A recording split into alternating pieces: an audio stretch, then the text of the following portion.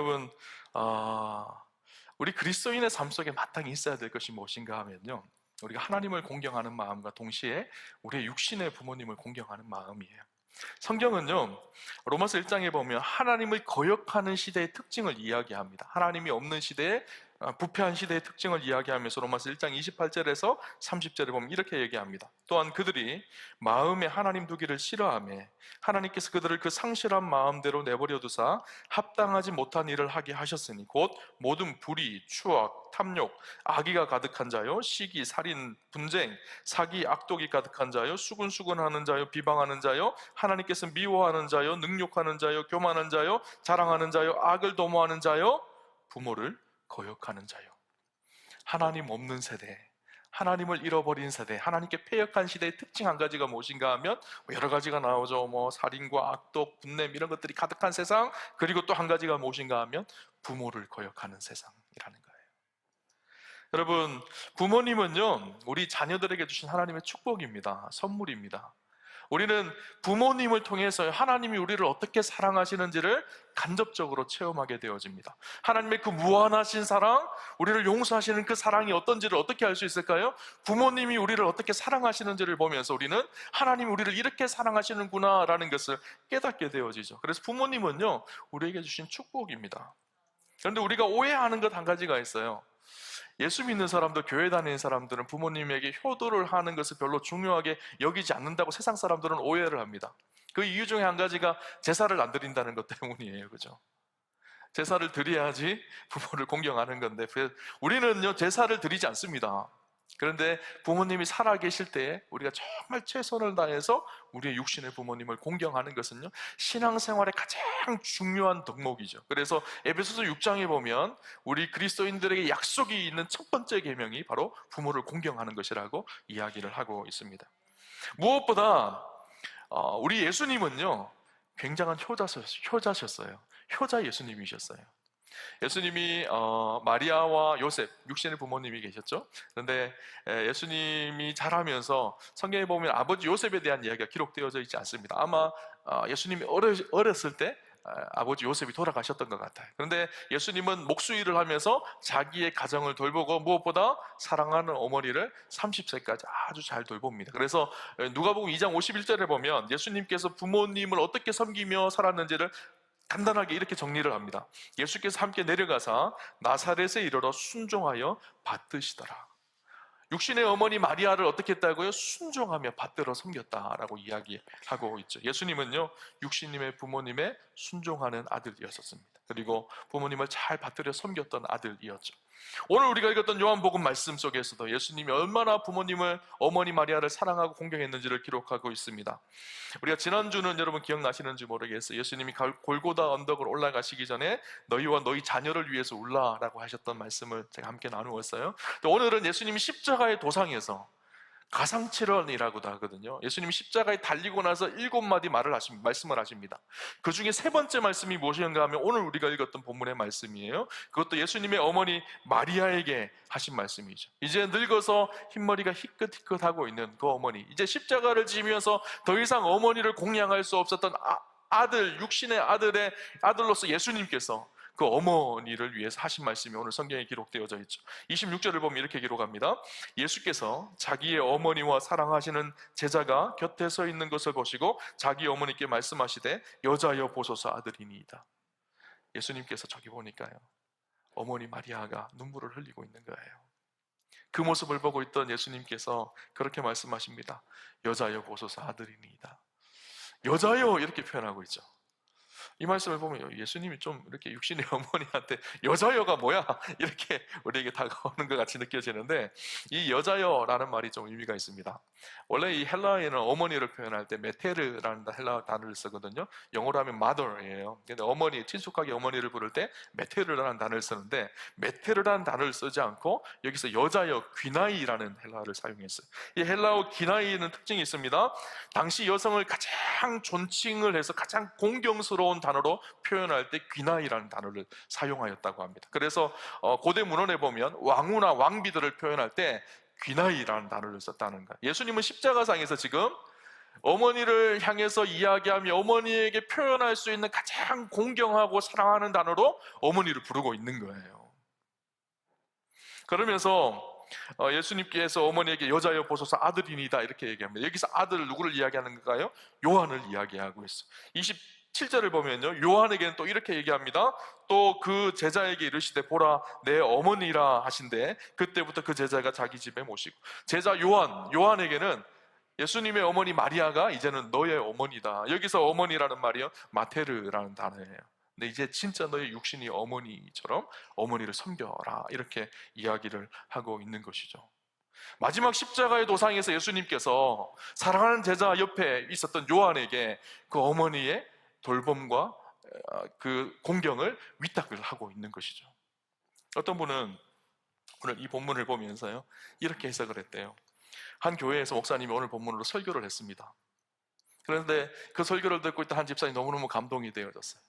야, 예수님도 예수님 어머니를 돌보기가 힘드니까 요한에게 어머니를 맡겼구나. 아, 나도 어머니 모시기가 너무 힘든데 어머니 모시는 것을 내 동생한테 좀 맡겨야 되겠다. 그래서 전화를 했어요, 동생한테.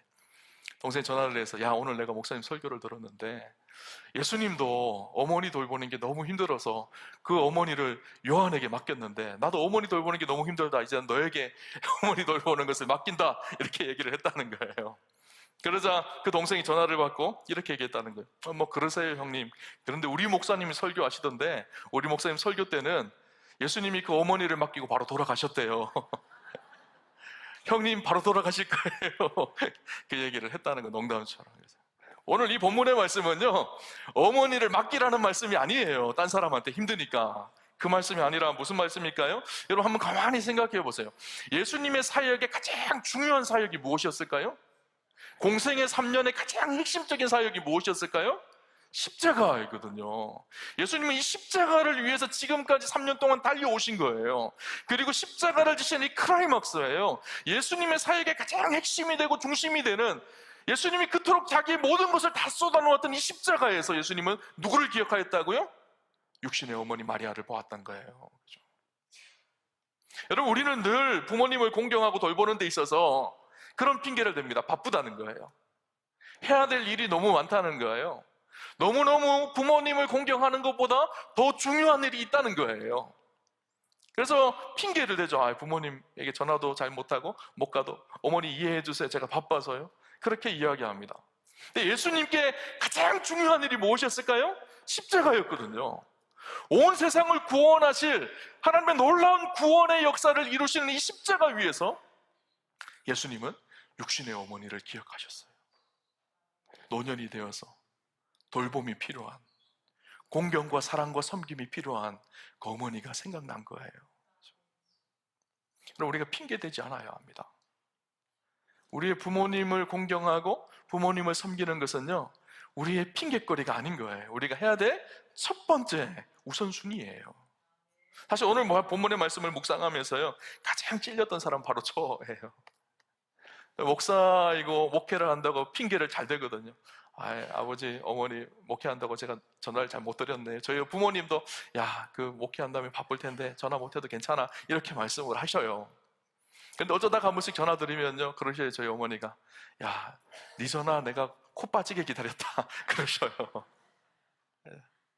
여러분, 우리가 아무리 바쁘더라도요, 더 중요한 것이 있어요. 바로 우리의 부모님을 공경하고 섬기며 사랑하는 일입니다. 이것은 해도 되고 안 해도 되는 문제가 아니라는 거, 우리 그리스도인의 마땅한 의무라는 것을 오늘 성경은 우리에게 이야기해주고 있어요. 여러분, 가만히 보면요, 바쁘다는 핑계로 부모님을 공경하는 것을 핑계를 대는 사람들은요, 혼자 여행은 되게 잘 다니시더라고요. 애들 데리고, 그죠? 여행도 가고 외국에도 가고 그래요. 근데 부모님은 돌아보지 않아요. 여러분, 예수님 구약의 10계명이 있죠. 우리 그리스도인들이, 하나님의 사람들이 마땅히 지켜야 될 계명이에요. 1계명부터 4계명까지는 대신 하나님과의 관계 속에서 지켜야 될 계명이고, 5계명부터 10계명까지는 사람 대인 관계 속에서 지켜야 됩니다. 그래서 1계명부터 4계명까지는 위로 하나님을 어떻게 사랑하는지를 기록하고 있고, 5계명부터 10계명까지는 사람과 사람 사이 속에서 이웃을 내 몸과 같이 어떻게 사랑하는지를 기록을 하고 있어요. 그 사람과의 관계 속에 첫 번째 계명이 무엇이죠?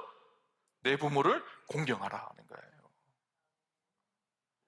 그래서 에베소서 6장에는 사도 바울이 이것을 확장시킵니다. 내 부모를 공경하라. 이것이 약속이 있는 첫 번째 계명이라는 거예요. 이 약속을 지킬 때 어떻게 된다는 거예요? 너희가 땅에서 잘 되고 장수하게 되어질 것이다. 하나님께서 우리에게 축복을 주시는 약속의 계명이라는 것을 우리에게 이야기하고 있습니다.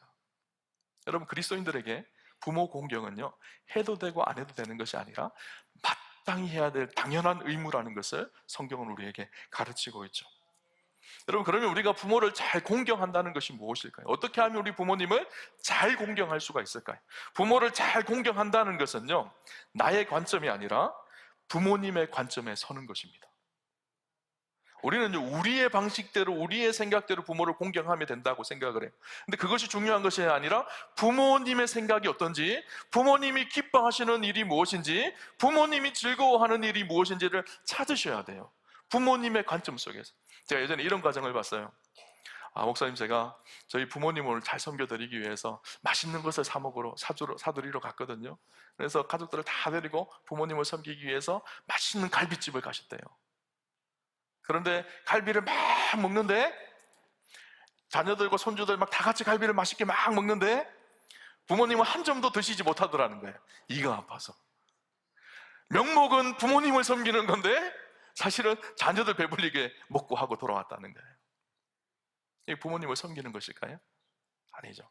부모님의 편에, 부모님의 상황과 입장 속에 서 있는 거예요. 그래서 부모님이 기뻐하는 것이 무엇인지, 부모님이 즐거워하는 것이 무엇인지를 찾아야 됩니다. 잠언 23장 25절을 보면 내 부모를 즐겁게 하며 너를 낳은 어미를 기쁘게 하라, 그렇게 말씀하고 있어요. 내 부모를 즐겁게 하고 내 낳은 어미를 기쁘게 하라.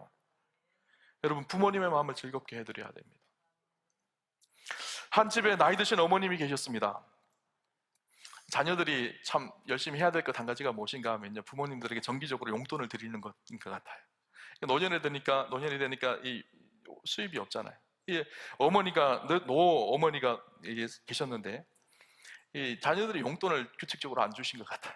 그러니까 점심 때 나가도 이렇게 밥을 사 먹기도 힘들고 누구를 사주기도 힘드니까 자꾸 대접을 받았어요. 사람들에게 점심을 대접받았어요. 이게 마음이 너무너무 불편한 거예요, 이 어머니가. 그래서 한 번은 내가 기회가 되어지면 나에게 대접했던 사람들에게 내가 음식을 좀 대접하고 식사를 좀 대접해야 되겠다는 생각이 들어서 아들을 찾아가서 아들아, 사실은 내가 이렇게 해서 음식을 좀 많이 대접받았는데 이분들을 좀 대접해드리고 싶다. 돈 좀 줬으면 좋겠다. 여러분, 부모가 아들에게 돈 달라 그러는 게 얼마나 힘든 일이에요, 그죠? 그렇게 힘들지만 이야기를 했어요. 그래서 아들이, 어머니 제가 지금 바쁘거든요. 며느리에게 얘기했어요. 며느리에게. 여러분, 아들에게 이야기하는 것도 힘든데 며느리에게 돈 달라고 얘기하는 것이 쉬운 일이 아니거든요, 그죠? 그래도 어쩔 수 없이 어머니가 며느리에게 찾아가서, 야, 며느라기야, 내가 사실은 이렇게 해서 대접할 사람이 있는데 돈을 조금만 주면 좋겠다. 그러니까 이 며느리가 지갑을 딱 꺼내더니만 지갑에 있는 4만 원을 딱 꺼내주더란 거예요. 4만 원 가지고 사실 이렇게 몇 명을 사줄 수가 있나요, 그죠? 이 어머니가 아무리 생각해도 4만 원 가지고 너무너무 부족한 거예요. 그 다음날 그렇게 다시 좀 힘들지만 며느리 또 찾아갔어요. 며느라기야, 아무리 생각해도 4만 원 가지고는 내가 누구를 좀 이렇게 밥을 사주기가 힘들다. 그러니까 며느리가 지갑을 딱 꺼내더니 3만 원을 딱 더 주는 거예요. 7만 원이잖아요. 한 10명 정도를 사줘야 되는데 이 7만 원 가지고 어떻게 사줘요? 또 찾아갔어요. 그 다음 또 찾아가서 며느라기에 미안하다, 조금만 더 줬으면 좋겠다. 그러니까 3만 원을 더 주더라는 거예요.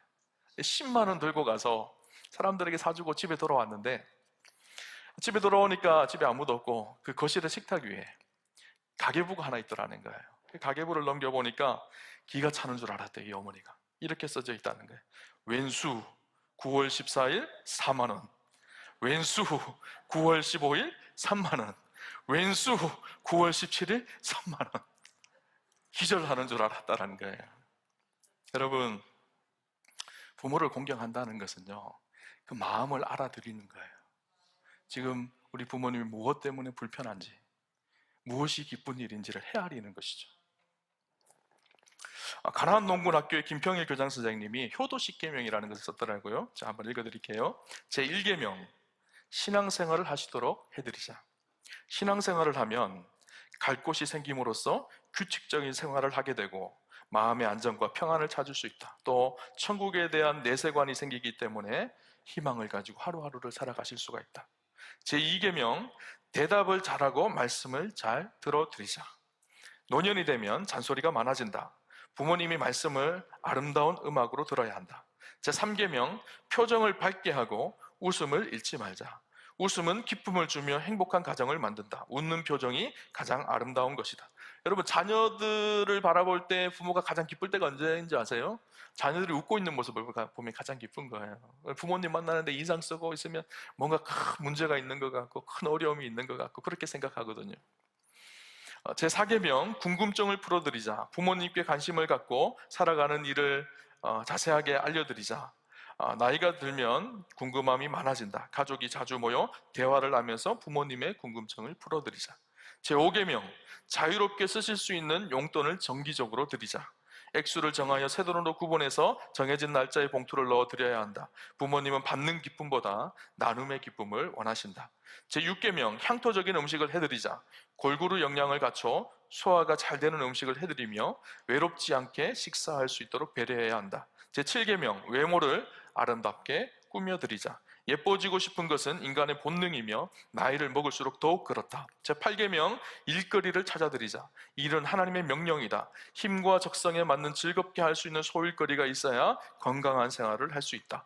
제9계명, 친구를 자주 만나게 해드리자. 친구를 만나 스트레스를 해소함으로써 정신이 맑아지고 외로움이 없어지며 모든 일에 의욕이 생긴다. 제10계명, 등을 긁어드리고 손발톱을 깎아드리자. 부모님의 몸을 만지게 됨으로써 부모와 자식 간의 믿음이 돈독해지고 나아가 고부간 갈등을 해결할 수가 있다. 여러분, 이 10계명 중에 여러분 몇 가지 해보셨나요? 여러분, 이 10계명을 제가 이렇게 보면서요, 그런 생각이 들었어요. 전체를 하나로 정리하면 부모님의 마음을 알고 부모님을 기쁘게 해드리자.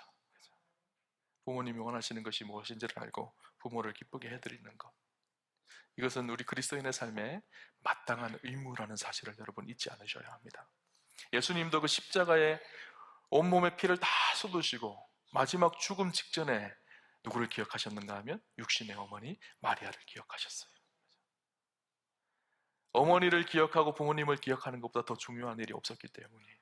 우리 육신의 부모님을 다시 돌아보는 그런 은혜가 있었으면 좋겠습니다. 또 오늘 본문이 주는 중요한 메시지가 한 가지가 더 있습니다. 그것이 무엇인가 하면 우리의 육신의 부모님을 공경해야 될 뿐만 아니라 믿음의 교회 공동체 안에 우리 어르신들을 공경하고 섬겨야 될 책무가 우리 안에 있다라는 거예요. 여러분, 예수님께서 요한에게 자신의 어머니를 부탁하셨어요. 왜 요한에게 부탁하셨을까요? 예수님의 동생들도 있었거든요. 그리고 오늘 성경에 보면 예수님의 이모도 있었거든요.